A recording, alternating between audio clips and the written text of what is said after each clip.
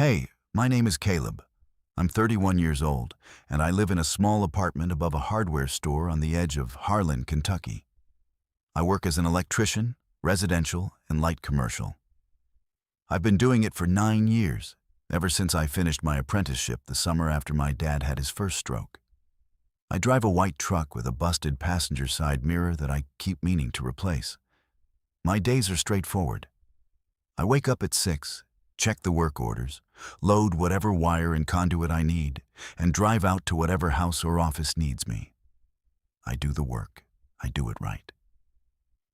I drive home. I pick up something for dinner, usually whatever the gas station deli still has at 6:30, and I sit at my kitchen table with the overhead light on and eat by myself and watch the news for a while. Then I go to bed. That's most days. My phone lights up less than you'd think. I'm not saying that to get sympathy. It's just accurate. My crew texts me about jobs. My dad texts me on Sundays. And that's about it. I'd gotten used to the quiet a long time ago, and somewhere along the way I stopped noticing it as much. Which is either peace or just a different kind of loneliness. I was never completely sure which. There was a woman named Claire I was with for 3 years. We were good together in a way that was very ordinary and very real. And then she got a job offer in Raleigh and she took it, and I didn't ask her not to. Which was the kind of mistake you understand completely only after it's too late. That was 4 years ago. I still think about it sometimes when I'm pulling wire through a crawl space, and there's nothing to do but think. Not with sadness exactly. More like arithmetic, like running the numbers on a decision you can't reverse. I tell you all this because it matters for what happened on a Thursday night in early October, when I went to my friend Pete's wedding reception at a rented hall outside of town, and came home with something I did not expect and did not go looking for. I almost didn't go. Pete had been after me about it for 2 weeks. "You never come to anything," he said. "You'll sit in that apartment and tell yourself you had a good reason, and you'll regret it." He wasn't wrong. I have a long history of finding good reasons not to go to things. But it was Pete, and Pete had been my friend since we were 12 years old. So I put on a clean shirt and drove out to the Millbrook Event Center and found a seat near the back. The reception was what you'd expect. White tablecloths, a DJ who played the same songs every DJ plays, a cash bar with decent bourbon, which helped. I talked to Pete for about 20 minutes before his new wife pulled him back to the dance floor. And then I was standing with a glass of bourbon near the back wall with no one to talk to. Which is where I do my best thinking. Which is also the worst possible place to be at a wedding. That's when I saw her. She was standing near the window on the far side of the room. Dark hair pulled back in a way that wasn't quite holding together, a few strands loose around her face. She had on a green dress, simple, the kind that had been through a few wash cycles and was better for it. One hand held a glass of wine she wasn't drinking. The other hand was pressed flat against the windowsill like she was making sure the building was still there. She looked like someone who had made herself come to this thing out of obligation and was now paying the price for it. I recognized that feeling from the inside. She wasn't looking at the dance floor or the cake table or any of the things people at a wedding reception look at. She was looking out the window at the parking lot, at the yellow cast of the lights against the asphalt, at nothing in particular. And she had this expression, not sad exactly, more like careful, like someone keeping a lid on something. A man came up beside her, taller than me, good suit, the kind of haircut that costs more than mine does. He put his hand on her shoulder and said something close to her ear, and she turned and smiled. The smile didn't make it all the way up to her eyes. He said something else. She nodded. He drifted back toward the bar. She went back to looking at the window. I almost let it go. I almost told myself it was none of my business, got another bourbon, and kept to my corner of the wall. I was good at keeping to my corner of the wall. I'd had years of practice, but there was something about the way she pressed her hand flat against that sill. Something in the geometry of it. The way her shoulders had dropped just slightly when the man walked away. Like she'd been holding herself up straighter while he was there and could let go now that he was gone. I don't know why I walked over. I'm not someone who walks over. But I crossed the room and stood beside her and looked out at the same parking lot she was looking at and said, "I don't know anyone here either." She glanced at me, sideways, quick, assessing. "I know some people," she said. "I just don't want to talk to them." "That's worse," I said. She almost smiled. Not the smile she'd given the man in the good suit. Something smaller and more real. "Yeah," she said. "It kind of is." Her name was Nora. She was 28. She was from Harlan originally, had spent the last 5 years in Lexington, and had driven back for the weekend because the bride, a woman named Gina, was her oldest friend and she couldn't not come. That was how she put it. Not that she wanted to come. That she couldn't not. "Who's the guy?" I asked. I don't know why I asked. It came out before I'd thought about it. She looked at her wine glass. "His name's Derek. We've been together 2 years. She paused. "He proposed last month." "Congratulations," I said. She didn't say anything. "Did you say yes?" I asked. She looked at me then, fully, like she was deciding something. "I said I needed to think about it," she said. "He's been very patient." There was a long silence. The DJ had switched to something slower. Couples were moving onto the dance floor. "I'm already taken," she said. The words came out flat and factual. "You should know that. I'm not available." "I wasn't asking," I said. She looked at me for another beat. Then she turned back to the window. "Good," she said. But she didn't move away. And neither did I. We talked for 2 hours. I don't know how else to describe it except to say it was the kind of conversation I hadn't had in a long time. The kind that doesn't go anywhere in particular and doesn't need to. Where you're not performing anything and neither is the other person, and somehow the time just goes. We talked about Harlan, about what it looks like when you leave it and then look back. About the specific weight of coming home to a place that has stayed the same while you changed. She'd grown up on Clover Street, 2 blocks from where I'd grown up. We'd probably passed each other 100 times before we were 10 years old. That meant something, though I couldn't have said what exactly. She was funny in a dry, specific way that I wasn't expecting.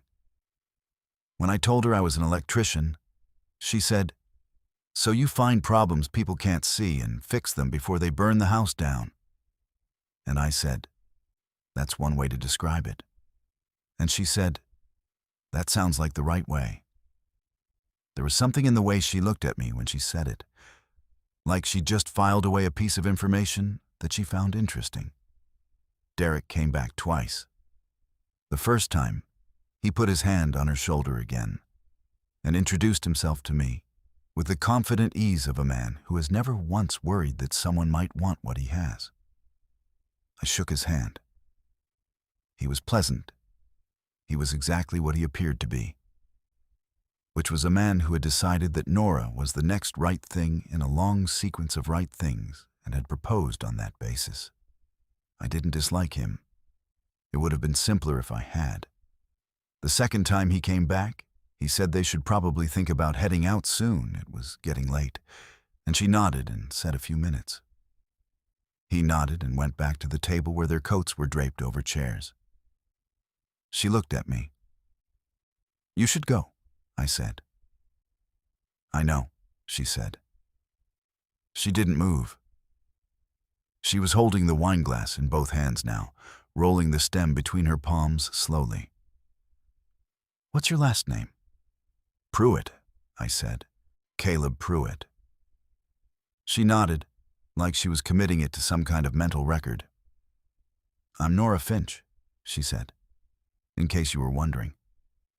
I was, I said. She almost said something else. I could see it forming behind her eyes, something she was deciding whether or not to say. Then she folded it back in, wherever it had come from. Good night, Caleb Pruitt, she said. Good night, I said. She walked across the room to where Derek was holding her coat out for her. She let him put it over her shoulders. And then, right before they reached the door, she turned. Not all the way. Just enough. Just for a second. She looked back at me across the full length of that room, through all those people and all that noise, and I was still standing where she'd left me, and I knew she could see that. Then she was gone. I drove home. I sat at my kitchen table with the overhead light on. I didn't eat anything. I just sat there for a while with my hands around an empty coffee mug and thought about the way her shoulders had dropped when Derek walked away from her, and the way they'd straightened again when he came back, and what the difference between those two things told me about a person's life. I'm an electrician. I've spent 9 years reading houses, not just the wiring, but everything. The way a breaker box is organized tells you something about who built the house and how much they cared. The way a light switch sits in its box tells you if the job was done in a hurry or done right. You get used to reading the things people can't see or won't say directly. You get used to understanding what the quiet signals mean. What I'd read in Nora Finch was a woman who had said yes to a life that was safe and correct and well-wired, and who was standing in the middle of it, pressing her hand against a windowsill to remind herself it was real. I told myself it was none of my business. I told myself that very clearly.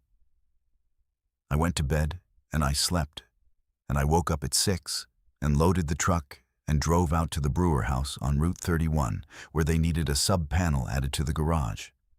I pulled wire. I made connections. I did everything right. I did not think about Nora Finch. I thought about Nora Finch constantly. She found me 11 days later. I was in the parking lot of Brody's Hardware, the store below my apartment, loading lumber scraps into my truck bed when a car pulled in beside me and she got out. She was wearing jeans and a heavy canvas jacket, her hair down, and she looked different from the reception. Less contained somehow, less careful. She looked like a person and not a version of one. Pete gave me your number, she said. I texted. You didn't respond. I pulled out my phone. There it was, from 3 days ago. I'd seen it and put the phone face down on the truck seat and driven away, and then spent 3 days telling myself I'd respond tomorrow. I'm sorry, I said. I ended things with Derek, she said. I set the lumber down. I looked at her.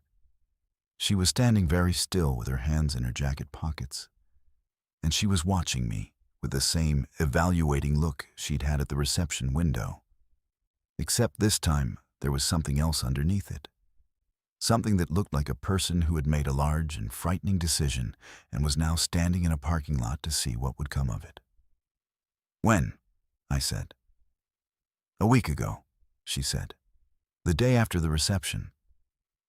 Because of me? I said. I needed to be sure about this. I needed it to not be because of me. No, she said. And I believed her. Because of the window.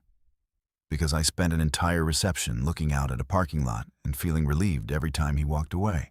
That's not... She stopped. She looked at the ground for a second and then back up. That's not the right way to start a marriage.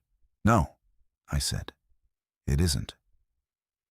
But I did think about you, she said. She said it plainly, like she was giving me information she had decided I was entitled to.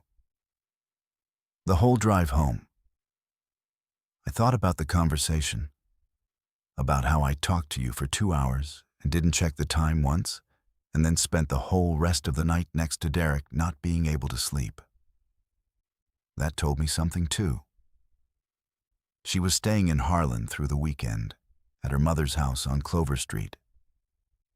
She didn't know yet what she was going to do about Lexington, about the apartment there, about all the arrangements that needed unmaking. She had a job she could maybe do remotely. She wasn't sure. I don't have a plan, she said. I want you to know that. I'm not showing up in your parking lot with a plan. I thought I should tell you, in case it mattered. It matters, I said. She looked at me for a moment. Then she nodded just slightly. Okay, she said. I'm going to go get groceries. Okay, I said. Do you want to have dinner tonight? She said. Nothing, not a thing.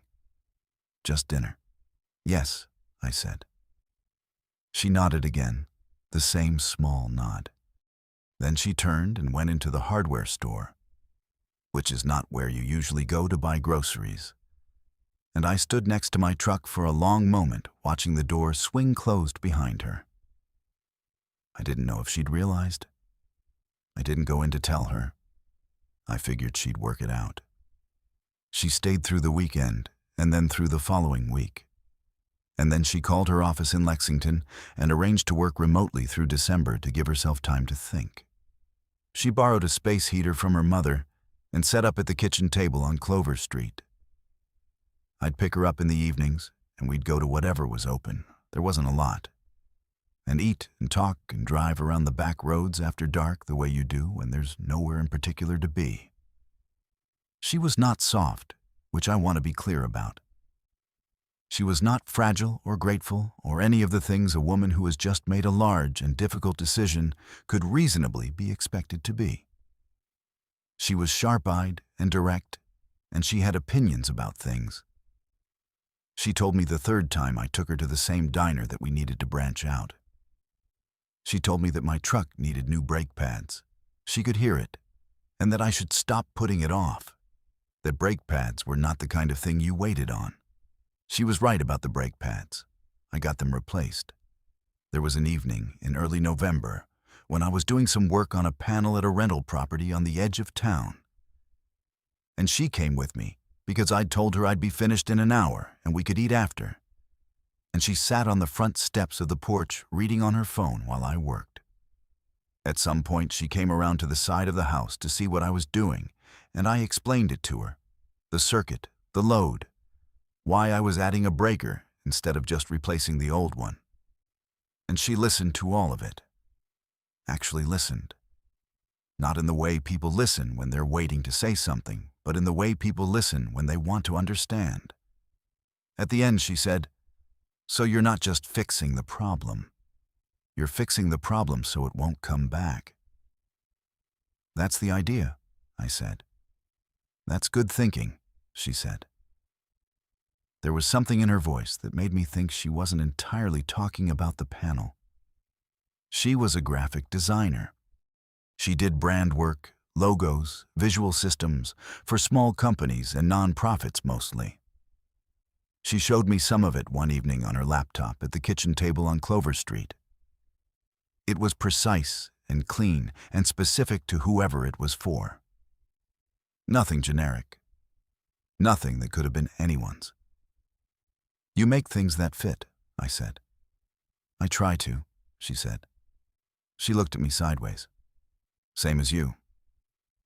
Her mother, Ellen, was a quiet woman with the same dark hair and the same evaluating eyes and the quality of someone who has seen enough of life to have stopped being surprised by most of it. She'd make tea when I came to pick Nora up, and she'd sit at the kitchen table and she'd ask me questions about my work in a genuine way, not to be polite, but because she actually wanted to know. One evening, When Nora had gone upstairs to get her jacket, Ellen looked at me over her mug and said, "Nora doesn't trust things that come easy. Never has. Something that's worth having, she'll make it earn it." She wasn't warning me. She was giving me information. "I understand that," I said. "I thought you might," she said. There was a night in the middle of November, the kind of cold night where the sky is very clear and very black, and you can see everything in it. And we were parked on the back road, out past the old Clemens property with the truck engine running for heat. And she was quiet in a way she hadn't been before. Not uncomfortable quiet. The other kind. "Can I tell you something?" she said. "Yes," I said. She was looking at the windshield. "I said yes to Derek," she said. "Not when he asked. After the reception. I called him the morning after, and I said yes." She paused. "Then I called him back that afternoon and took it back." I didn't say anything. I waited. "I said yes because I was scared," she said. "Not because I wanted to. Because I'd been in Harlan for 3 days, and I'd had a conversation with a man at a wedding, and I'd come home and not been able to sleep, and I panicked, and I thought, if I just say yes, it goes away. The question goes away." She stopped. She pressed her fingertips against the dashboard for a second, lightly, then pulled them back. "That's a terrible reason to say yes to someone." "Yes," I said. "It is."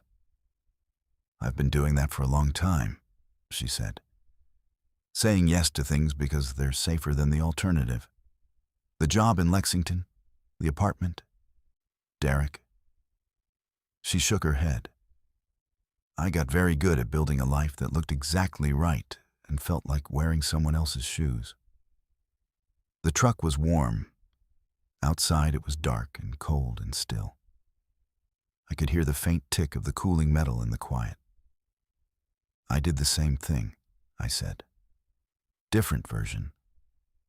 I let Claire leave because staying felt like needing something, and I'd told myself for a long time that I didn't need anything." I looked at the sky through the windshield. I have a very clean apartment as a result of that decision. She made a sound that was almost a laugh. Then she turned and looked at me. In the dark of the truck cab, her eyes were serious and direct. "I'm scared of doing it again," she said. "Of saying yes to something because it's the next right thing, instead of because it's actually right." "I know," I said. "I'm scared of being the thing someone says yes to for that reason." There was a long pause. Then she reached over and put her hand over mine on the center console. Just rested it there. She didn't look at me again or say anything else. We just sat there for a while with the heat running and the stars very clear and very far away above the ridge. And I did not move, and she did not move. And that was enough for the moment. It was the most honest thing that had happened to me in 4 years. It was 2 weeks after that when things got difficult. I got a call on a Tuesday morning from a man named Warren Hale. I knew who he was. Most people in Harlan did. He owned commercial property, several buildings in town. 2 of them the older row houses on the north end where working people rented apartments. He also owned the building my landlord subleased to me, which I had not known until he told me. He told me he was redeveloping. He told me my apartment would need to be vacated by January 15. He said it pleasantly, the way men like him say things they've already decided, as if pleasantness is a kind of courtesy they're doing you. He said I'd receive official notice in the mail. I sat with the phone in my hand after he hung up, and I looked at my apartment. At the kitchen table I'd eaten 3,000 dinners at alone. At the window above the hardware store, at the narrow bed and the single chair and the organized shelves of conduit fittings and wire connectors I kept because I hated running out on a job, And I felt the familiar thing, the one that had come back to me at various points in my adult life. The feeling of being a person who occupied a small and easily moved space in the world. I didn't tell Nora that night. I drove over to Clover Street, and we made dinner together in her mother's kitchen, and I ate, and I was quiet in a way she noticed. She didn't push. She waited, which was a thing she was good at. The following evening, she found me. I'd spent the afternoon looking at rental listings, which was disheartening. The available places in Harlan were either too expensive or too far from the job sites I worked regularly. And I'd driven out to the north end of town and parked across the street from the row houses that Hale also owned. I was looking at them, trying to understand something, when I saw a woman coming out of the one on the left. She was in her 60s, heavy coat, a laundry basket under one arm. She looked tired, and she looked like she'd been looking tired for a long time. A man in a good coat was standing on the front step talking to her, and from the way her body was positioned, I could tell she was trying to get past him and not succeeding. I got out of the truck. The man turned when he heard me on the sidewalk. It was Hale. He was with a younger man, an assistant or a lawyer, something like that, who was holding a folder. Hale looked at me the way men like him look at men like me, registering the truck, the work clothes, the absence of anything that indicated I was someone whose presence would inconvenience him. "Can I help you?" he said. "I own the truck across the street," I said. "I think you called me Tuesday." Something moved in his face. Not discomfort, just recalculation. "Pruitt," he said. "That's right," I said. I looked at the woman with the laundry basket. "You okay?" She looked at me. Then she looked at Hale, then back at me. "He's telling me my lease is done in January," she said. "I've been here 11 years. Hale started to say something about development plans and legal notice periods and the regrettable necessities of property improvement. He had the manner of a man who had delivered this speech before. I let him finish. "She gets everything in writing before you leave," I said. "Every date, every promise, every offer you're making, in writing, with your signature." I looked at him. "She's not signing anything today." His jaw tightened. "I don't believe I was speaking to you," he said. "No," I said. "You weren't. But I'm speaking to you." The younger man with the folder was looking at the middle distance. Hale stared at me for a moment with the particular expression of a man who is weighing whether the situation is worth his attention. Then he adjusted his coat. "We'll be in touch," he said to the woman. He and the younger man walked to their car. The woman, her name was Dolores, she told me, Dolores Bray, looked at me steadily. "You don't know me," she said. "No," I said. "But he's doing the same thing to me he's doing to you. And I understand the situation." I took out a card, the plain white ones I ordered from the print shop with just my name and number, and gave it to her. "If he comes back without the paperwork, call me." She looked at the card. She looked at me. She tucked it into her coat pocket without another word and went back inside with her laundry. I walked back to my truck and sat in it for a while. My phone buzzed.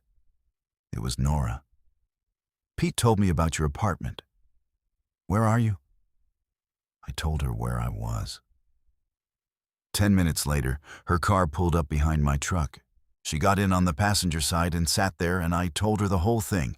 Hale, the call, the woman with the laundry basket, all of it. She listened without interrupting.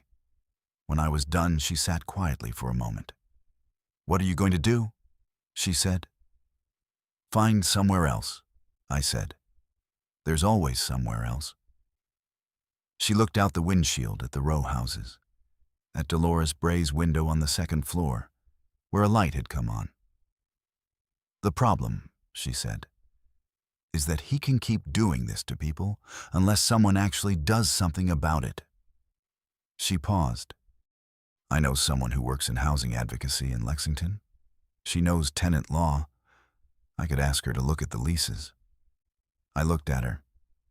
You don't have to do that, I said. I know, she said. I want to. She met my eyes. You went and stood between that woman and someone who was trying to push her around. That's not nothing. She said it simply. Let me do the thing I can do. I didn't have an answer for that. I just nodded. She made the call that evening. The woman in Lexington, a friend named Robin, reviewed the lease language over the phone and told Nora what I suspected. Hale's notice periods were likely non-compliant with the county tenant protection ordinance. The letters going to me and to Dolores Bray and to the 3 other tenants in those buildings were not technically legal. Robin made some additional calls. A housing advocate in the county came out to meet with the tenants. There was a letter sent to Hale's attorney. There was no more talk of January 15. I stayed in my apartment. It was a Friday night in December. We were at my kitchen table, hers now too, in the way that a table becomes shared when 2 people have eaten enough meals at it together. I'd made soup, which is one of about 4 things I can reliably cook. She'd brought bread from the bakery on 3rd Street, the good kind with the thick crust. We'd eaten, and the dishes were still on the table, and neither of us had moved to clear them. She was looking at her phone. Then she put it down and looked at me. I talked to my office today, she said. They want me to come back after the 1st of the year. I looked at my soup bowl. What did you say? I said I wasn't sure, she said. I said I needed to think about some things. The heat came on in the building with its usual mechanical sound. Outside the window, the street was dark, and the hardware store was closed, and there was no traffic. Harlan on a Friday night in December. I've been scared of this, I said. I know, she said. I'm not good at asking for things, I said. I've told myself for a long time that I don't need things to stay, that I'm the kind of person who's fine either way. I looked at her. I don't think that's true anymore. I don't think it was true before either. She was very still across the table. I think I've been in love with you since you told me you were already taken, I said. And I've been waiting for the right moment to say it, which is a thing I've been doing my whole adult life, waiting for moments that don't come. I pushed the soup bowl aside. I don't want you to go back to Lexington. I want you to stay here. I know that's a large thing to say, but I've learned what it costs to leave things unsaid. She looked at me for a long moment. Her hands were flat on the table, not moving. I've been in love with you since you stood in that parking lot with a piece of lumber in your hands, looking like a person who had never needed anyone to complicate his day, she said. And you looked at that text I sent and drove away and made me come find you in person, which is the most you thing that has ever happened. I almost said something. She kept going. I'm not going back to Lexington, she said. I made that decision 2 weeks ago. I was waiting to see if you'd say anything, or if I was going to have to do this entire thing myself, which, for the record, I was fully prepared to do. I was going to say something, I said. When? She said. Soon, I said. I was getting there. She shook her head, but she was smiling, the real smile, the one I had first seen in brief, careful flashes at a wedding reception in October and had been thinking about ever since. She got up from her chair and came around the table, and I stood up and she put her arms around me, and I held her there in the kitchen with the overhead light on, and the dishes still on the table and the street quiet below. It felt like the end of a very long silence. Nort, The following spring, Nora took on the County Housing Advocacy Group as a pro bono client and built them a brand identity that looked nothing like what a nonprofit brand identity usually looks like, and everything like what the people they served would recognize as theirs. Dolores Bray came to the launch event and shook Nora's hand with both of hers and said, "You're the one," which I took as a compliment to both of us. Nora's mother made tea for us every Sunday morning on Clover Street. Ellen never said a great deal, but she looked at us the way a person looks at something they're not surprised by, which is the best thing you can be to someone who has been around long enough to know the difference between what lasts and what doesn't. I fixed up the apartment properly, replaced the flooring, put in a better kitchen light, built shelves that fit the wall. I stopped ordering from the gas station deli. We ate at the kitchen table together most nights, and the table got used the way tables are supposed to be used, for eating and talking and sitting with the overhead light on late into the evening over things that matter. There are nights when I think about the version of myself that almost stayed in that corner at Pete's wedding. The version that drank his bourbon and kept to the wall and drove home alone and crossed no rooms and said nothing. That version had very good reasons. That version was very careful. That version would have spent another 4 years being fine and calling it peace. I'm an electrician. I understand circuits. I understand that electricity moves along the path of least resistance, and that sometimes you have to run the wire the long way around, through the difficult route, to reach the thing that actually needs the power. The direct path looks easier, but the easy path and the right path are not always the same path, and the difference between them is where the light comes from. Nora said she was already taken the first time I talked to her, and she was right.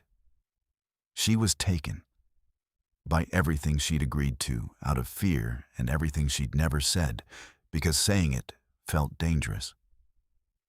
The night she came back to herself was the night she turned and looked across a crowded room at a man standing by a wall, and the man was still there.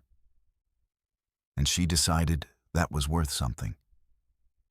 I think about that look sometimes.